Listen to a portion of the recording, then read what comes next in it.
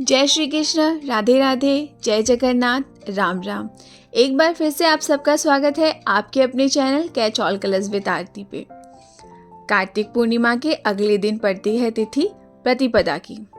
प्रतिपदा तिथि हर पूर्णिमा और हर अमावस के अगले दिन पड़ती है, जिसे पहला दिन भी आप जानिए।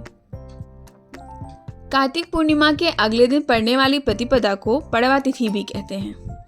ऐसा कहा जाता है कि जिस किसी को भी घर बनाने की इच्छा हो, वो इस दिन विभिन्न रीति रिवाजों के साथ अगर चिड़ा और चिड़ी की कहानी सुन ले तो उसकी ये मनोकामना जल्द ही पूरी हो जाती है। इस दिन आटे से घर बनाते हैं और आटे के चिड़ा और चिड़ी बनाकर घर के बीचों बीच में रख देते हैं। उन्हें कपड़े पहनाते हैं और आटे के घर में घर का सारा सामान रखते हैं। चिड़ा और चिड़ी को खील बताशे का भोग लगाते हैं। इस दिन खिचड़ी बनाते हैं और आम का अचार रखकर ठाकुर जी को भोग लगाते हैं, फिर खुद भी प्रसाद खाते हैं। हाथ में खील या जिसे धान का लावा कहते हैं, उसे हाथ में रखकर चिड़ा और चिड़ी की कथा सुनी जाती है। तो चलिए सुनते हैं क्या थी चिड़ा और चिड़ी की कहानी।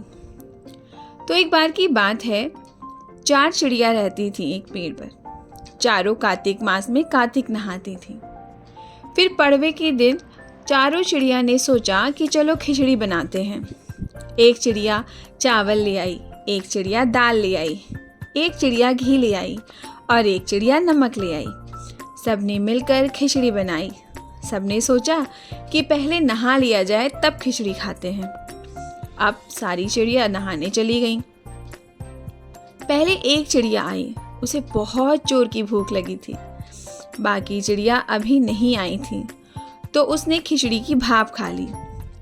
दूसरी चिड़िया आई तो उसने पानी पी लिया। तीसरी चिड़िया आई, उसने खिचड़ी खा ली और चौथी चिड़िया आई तो उसने खुरचन खा ली। अब चारों चिड़िया मर गईं। जिस चिड़िया ने भाप खाई थी वो राजा के घर की राजकुमारी बन गई। जिस चिड़िया ने पानी पिया था वो कुम्हार के घर पैदा हुई। जिस चिड़िया ने खिचड़ी खाई थी वो ब्राह्मण के घर उसने जन्म लिया और जिस चिड़िया ने खुरचन खाई थी वो हथनी बनी। कुम्हार की लड़की राजा के यहाँ दासी बनी। ब्राह्मण की लड़की राजकुमारी की सहेली बनी। हथनी भी राजा के यहाँ ही थी। राजकुमारी को अपने पिछले जन्म की सारी बातें याद थी। जब राजकुमारी की शादी हुई और वो विदा होने लगी तो उसने राजा से बोला कि पिताजी, मैं अपने साथ अपनी सहेली और दासी को भी ले जाऊंगी। राजा ने कहा ठीक है, ले जाना। राजकुमारी ने कहा पिताजी, मुझे हथनी भी चाहिए। राजा ने कहा अच्छा ठीक है, उसे भी ले जाओ। राजा ने अपने नौकर भेजे कि जाओ हथनी को ले आओ, लेकिन हथनी तो उठी ही नहीं। तब राजकुमारी खुद उसके पास गई और उसके कान में अपने पिछले जन्म की सारी बात कह दी, जिसे सुनकर हथनी तुरंत उठ खड़ी हुई। राजकुमारी ये सब देख रहा था और उसने कहा कि तुम कौन हो और हथनी के कान में ऐसा क्या कहा कि जिसे सुन के हथनी खड़ी हो गई। राजकुमारी ने कोई जवाब नहीं दिया। राजकुमार ने कहा कि सच सच बता दो, नहीं तो तुम्हारा सर काट दिया जाएगा। तब राजकुमारी ने राजकुमार को पिछले जन्म की सारी बात बता दी।